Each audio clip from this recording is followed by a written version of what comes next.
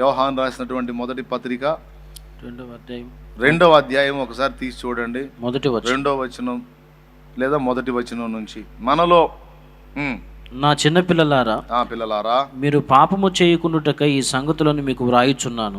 ఎవడైనను పాపము చేసిన ఎడల నీతిమంతుడైన యేసుక్రీస్తు అను ఉత్తరవాది తండ్రి యొద్ద మనకున్నాడు. అద్దుగో అక్కడ ఉంది లయన్, యూదా గోత్రపు సింహం ఉన్నాడు అక్కడ. దేవునికి స్తోత్రం. అక్కడ ఉన్నాడండి. ఒక పక్క వీడిపోయి మన మీద నేరారోపణలు చేస్తుంటే అక్కడ దైవ కుమారుడు తన రక్తమును చూపిస్తున్నాడు మన విషయమై. తండ్రి, నా కుమారుడు బలహీనపడ్డాడు, శోధించబడ్డాడు, డిస్టర్బ్ అయ్యాడు కాదని నేను అన్నట్లా, అదిగో నా రక్తాన్ని ఆశ్రయించాడు, మారు మనసు పొందాడు, నా కృపను వేడుకున్నాడు, అదిగో దిద్దుకోవడానికి ఇష్టపడుతున్నాడు. తండ్రి, అదిగో నా రక్తమును బట్టి నా కుమారుని వదిలేయి, నా రక్తమును బట్టి నా కుమార్తెను వదిలేయి. ఇంకొక ఛాన్సీ. ఏ రోజుకు ఆ రోజు వీడు కంప్లైంట్లు చేయటం, యేసయ్యేమో తన రక్తాన్ని చూపించి కేసులు కొట్టేయటం. ఇప్పుడు కొట్టాల అసలు లెక్క ప్రకారం, కాకపోతే మీరు లేటు కదా, ఏం చేద్దాం.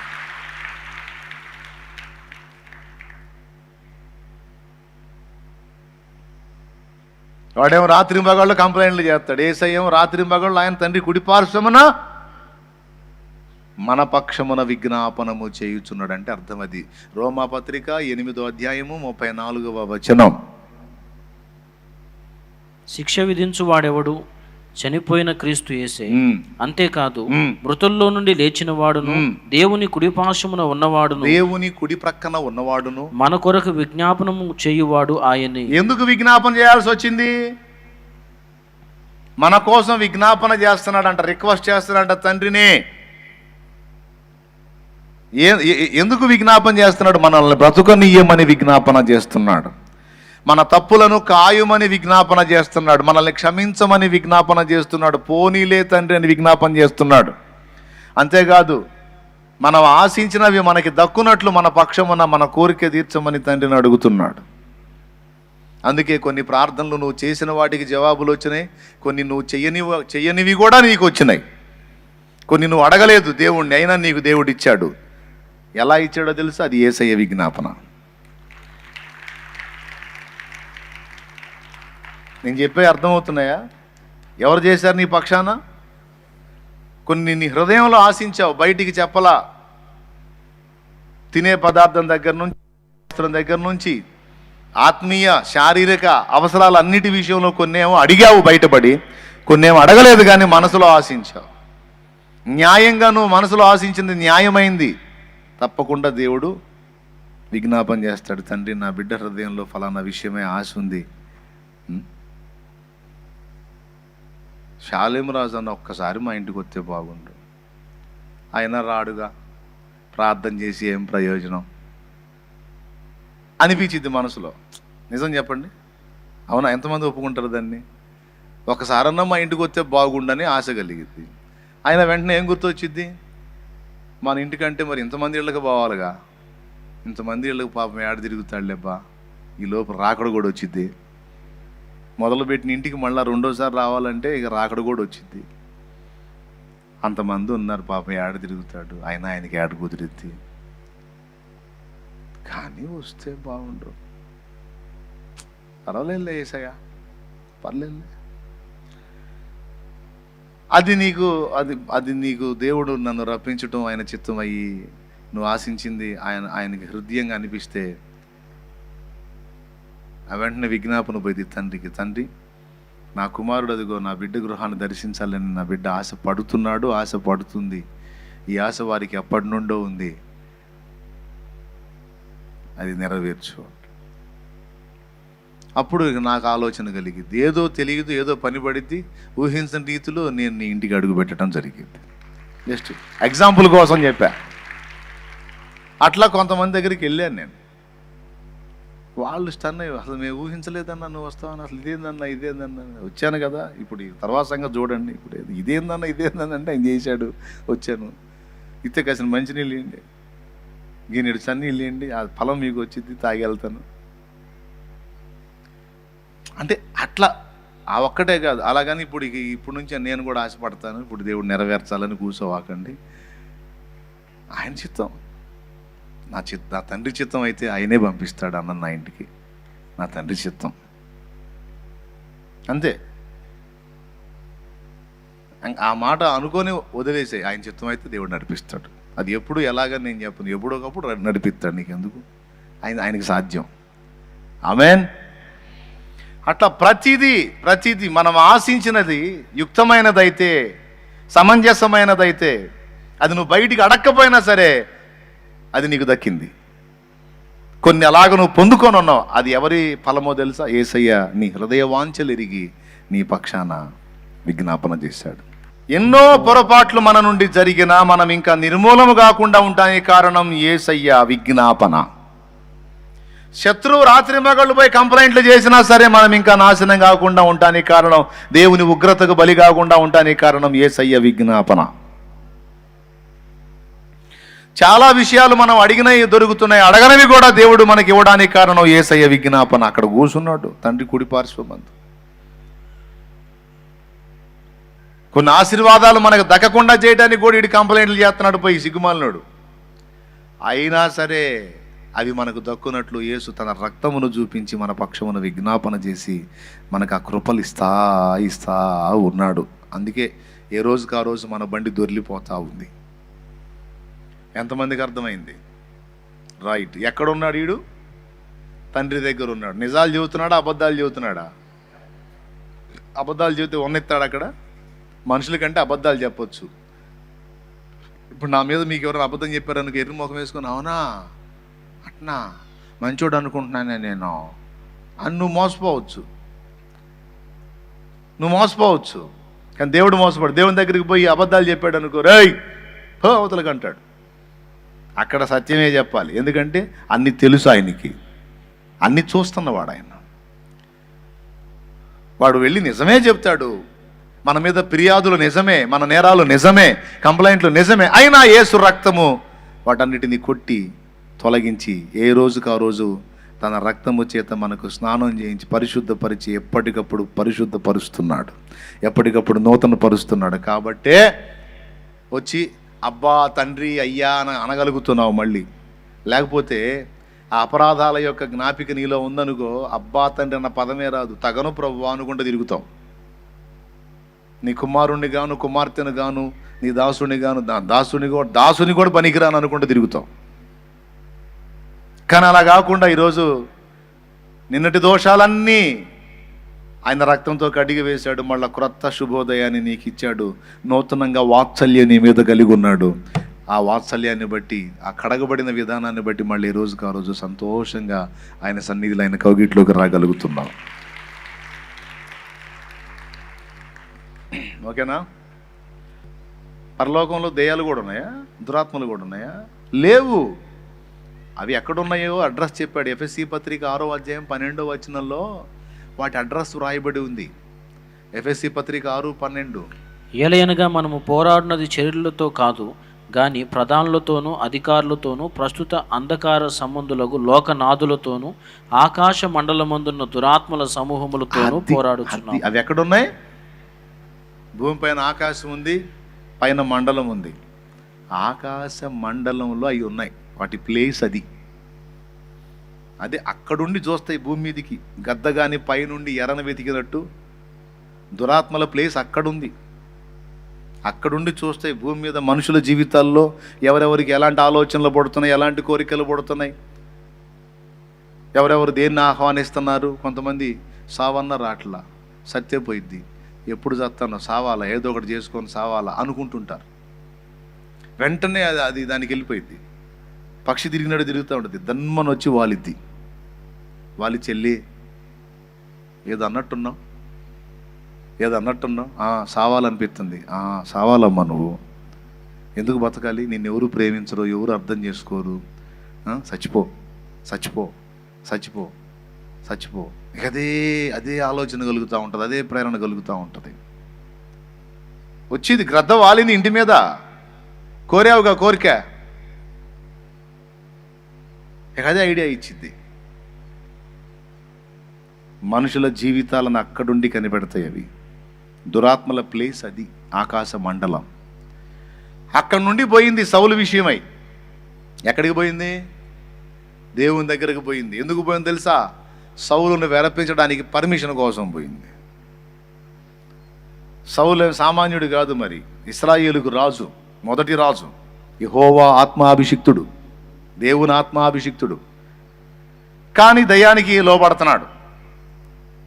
ఇప్పుడు దయ్యం పర్మిషన్ తెచ్చుకుంది పోయి, అయ్యా పేరుకి రాజు నీ భక్తుడే కానీ అన్ని నా మాటలే వింటున్నాడు, నీ మాట వినట్లేదు, ఇంకెందుకయ్యా నీ ఆత్మ నుంచి ఆయన మీద, ఆ ఆత్మను తొలగించు, నేను ఎంటర్ అవుతా అని రిక్వెస్ట్ చేసుకుని దేవుని ఆత్మ సౌలుని విడిచిపోగా దురాత్మ, యెహోవా యొద్ద నుండి దురాత్మ ఒకటి వచ్చి సౌలును వెరపింప మొదలుపెట్టింది.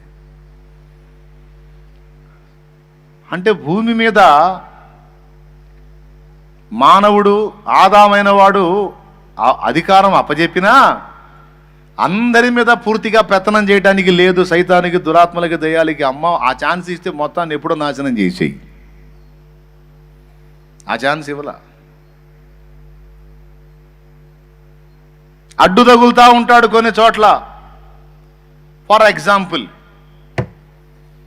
చిన్ననాటి నుంచి ఈ రోజు నువ్వు బాప్తీసం పొందావు, ఈ రోజు నువ్వు దేవుని బిడ్డవయ్యావు. దాదాపు కొంతమంది 20 ఏళ్ళకి, కొంతమంది 30 ఏళ్ళకి, కొంతమంది 40 ఏళ్ళకి, కొంతమంది 50 ఏళ్ళకి కూడా దేవుడు నమ్ముకున్న వాళ్ళు ఉన్నారు. కొంతమంది 60 ఏళ్ళకి. మా నాన్న అయితే ఇంచుమించు 65 నుంచి 70 సంవత్సరాల మధ్యకాలంలో ప్రభువుని తెలుసుకున్నాడు. ఇప్పుడు అయ్యావు నువ్వు దేవుని బిడ్డవి. కానీ నీ చిన్నతనం నుంచి జ్ఞాపకం చేసుకో, ఎన్నోసార్లు సాతాను నీకు మరణాన్ని తీసుకొచ్చాడు, శత్రువు నీకు మరణాన్ని తీసుకొచ్చాడు, అయినా నువ్వు చావలా. చావు అతి సమీపంగా పోయింది. కరెంట్ రూపంలో వచ్చింది, నీళ్ల రూపంలో వచ్చింది, యాక్సిడెంట్ రూపంలో వచ్చింది, విషసర్పాల రూపంలో వచ్చింది, రకరకాల రూపాల్లో వచ్చింది, జబ్బు రూపంలో వచ్చింది, రోగం రూపంలో వచ్చింది, తెగులు రూపంలో వచ్చింది, చాలా రకాలుగా వచ్చింది చావు నీ దగ్గరికి. అయినా నువ్వు చావలా. ఎందుకని? ఎందుకు? దేవుడు నిన్ను చావనివ్వలా. ఆ చావు నీకు రాకుండా నీ పసిప్రాయం నుంచి నిన్ను వెంటాడుతూనే ఉన్నాడు. నువ్వు పూర్తిగా లోకంలో ఉన్నప్పుడే, పాపంలో ఉన్నప్పుడే, శాపంలో ఉన్నప్పుడే, అంధకారంలో ఉన్నప్పుడే నిన్ను వదిలిపెట్టలా. ఆయన వెంటాడుతూనే ఉన్నాడు నిన్ను నీడలాగా. ఒక పక్క శత్రువు నిన్ను దెబ్బగొట్టాలని, నిన్ను కాజేయాలని చూస్తూ ఉన్నాడు. నా విషయంలో అదే జరిగింది. ఎన్నోసార్లు మరణకరమైన ఆపదలు ఎన్నో నన్ను చుట్టుముట్టాయి. ట్రాన్స్ఫారం వాళ్ళ మెయిన్ లైన్ నుంచి ట్రాన్స్ఫారం ఉంటుంది కదా, దీనికి దానికి ఎల్గా ఒక లింక్ కొడతాడు, ఎల్ లింక్ ఒకటి కొడతాడు ఆ మెయిన్ లైన్ నుంచి ట్రాన్స్ఫారానికి. ఐడియా ఉందా? ఆ ఎల్ షేప్లో లింక్ కొట్టే తగిలింది నాకు. స్పాట్ అయిపోవాల్సింది అక్కడికక్కడే. మరి చిన్నప్పుడు పనికి వెళ్ళేటప్పుడు మరి 13 ఏళ్ళకి చదువు బ్రేక్ చేసి కుటుంబానికి సపోర్టివ్గా పనిచేయాల్సి వచ్చింది. ఆ రోజు ఆ పనికి వెళ్ళేటప్పుడు చెప్పు దిగిపోతే సీల కొట్టుకుంటున్నా, చెప్పుకి, తోలు చెప్పుకి సీల కొట్టుకుంటూ మా అమ్మ అంది ఆ రోజు మార్నింగ్ పనికి వెళ్ళేటప్పుడు, అయ్యా పనికి వెళ్ళిరా, నేను నీకు కొత్త చెప్పులు తీసుకుంటాలే, స్లిప్పర్స్ తెచ్చుకుందు, కానీ ఆ తెగిపోయిందని ఏం బాగు చేసుకుంటావు, పోయి ఆడపడేసిపోయా, ఇవాళకి పోయిరా అంది. మా అమ్మ మాటినట్టయితే ఆ రోజే పోయేవాడిని. మా అమ్మకు తెలియదుగా నాకు మూడింది ఆడని. ఆమెమనుకుంది పాపం తెగిపోయినాయి, అబ్బాయి చెప్పులు తెగిపోయినాయి, కొత్త తెద్దాం అనుకుంది. పోయిరాయా, ఈ ఒక్కరోజుకు పోయిరాయా, సాయంత్రం తెచ్చుకుంది కానీ అంది మా అమ్మ. ఏడా ఉంది అడగండి, అదిగో దేవుడు దయ వల్ల. కానీ నేనేమన్నాను, పని దగ్గర శీలలు ఉంటాయమ్మా, కాళ్ళలో గుచ్చుకుంటాయి, తెగిందో ఏదో ఒకటి పర్వాలేదు, చిన్నగా అదే బాగు చేసుకొని వెళ్తానని చెప్పుకు శీల కొట్టి బొటన వేలు పెట్టేది, దాన్ని గొడ్డేలు అంటారు, అది తెగింది.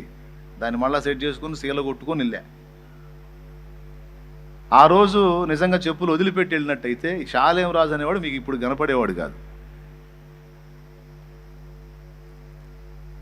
13-14 ఏళ్లలోనే అవుట్.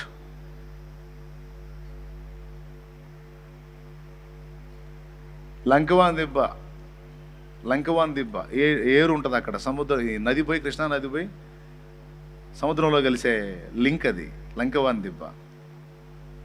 అక్కడ ఏట్లో మునిగేవాడిని ఒకరోజు. ఏరు అంతలోతు ఉంటుందని నాకు తెలియదు. పెద్ద గజ ఈతగాళ్ళలాగా దూకా. మనకు గజం ఈతడం కూడా రాదు. ఇది కాళ్ళు అందట్లా. ఎట్లనో దేవుడు ఐడియా ఇచ్చాడు, బయటపడ్డా. ఇట్లా ఎన్నో, మరణము అతి సమీపంగా.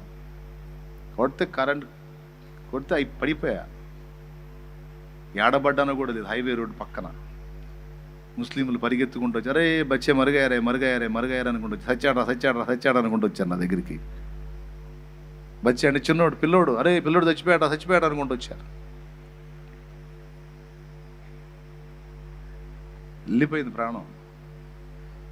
తల దగ్గర నుంచి స్టార్ట్ అయ్యి కరెంట్ షార్ట్ తగిలితే చెప్పుకు సీల కొట్టాను చూడు బొట్టేలకి, ఆ సీల నీపై కాలు గాలింది. అంటే బాడీ అంతా కరెంటు పాస్ అయింది. అక్కడ చెప్పు ఉన్నందున, తోలు చెప్పు ఉన్నందున ఎర్త్ చిక్కలా. దానికి చిక్కినట్టయితే నిలబడేది అయిపోయిందాక. ఆ తోలు చెప్పు అయ్యేసరికి పైన తోలు చెప్పు, కిందేమో రబ్బరు, అక్కడ దానికి ఎర్త్ అందలా. తీసి అవతలు బాది ఒక 20 మంది కలిసి కర్రలు 1, 2, 3 అని కలిసి ఒక్కటే తన్ను దాన్ని అట్టుంటుందో కర్ర తీసుకొని అట్టుంది. అప్పటికప్పుడే అయిపోయావాడిని. అప్పటికే స్వాధీనం లేకుండా పడిపోయా. పరిగెత్తుకుంటూ వచ్చి పడి కాళ్ళు చేతులు రుద్దారు. వచ్చి చూశారు, గుండె కొట్టుకుంటుంది. అరే బతికే ఉన్నాడు అని వాళ్ళు కాళ్ళు చేతులు రుద్ది కూర్చోబెట్టారు. మాట రాట్లా, అమ్మ అనే మాట కూడా రాట్లా నోట్ల నుంచి. మాట రాట్లా, అయిపోయింది, ఎక్కడో పోయింది ప్రాణం. కానీ చావనివ్వలా. ఇంత పని ఉంటే ఆడదావనిస్తాడు. ఇవన్నీ నాకు తెలుసా, ఇదంతా నాకు తెలుసా. ఈరోజు జీవితాన్ని అనుభవిస్తూ రకరకాల పరిస్థితుల్లో కూడా వెళ్తున్నా. నీకు తెలుసా నీ ఫ్యూచర్ ఎలాంటి ప్లాన్లు సిద్ధం చేశాడో, నీ మీద ఎలాంటి ప్రణాళికలు ఉన్నాయో, నీ ద్వారా ఏ గొప్ప కార్యాలు సాధించబోనుకున్నాడో? కాదని ఎవడు చెప్పగలడు?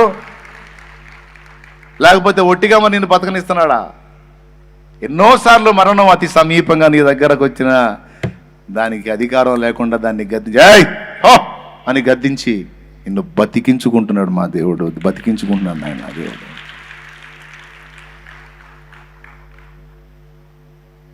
ఒకసారి కూర్చొని ఏడ్చుకుంటా. అప్పుడే పోయేవాడిని పిల్లోడుగా ఉన్నప్పుడు. ఏదైనా ఇంతకాలం బతికించు, ఇందుకేనా?